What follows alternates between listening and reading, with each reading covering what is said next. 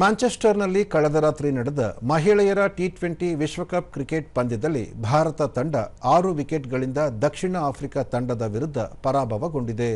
ಮೊದಲು ಬ್ಯಾಟ್ ಮಾಡಿದ ಭಾರತ 20 ಓವರ್ಗಳಲ್ಲಿ 7 ವಿಕೆಟ್ ನಷ್ಟಕ್ಕೆ 158 ರನ್ ಕಲೆ ಹಾಕಿತು.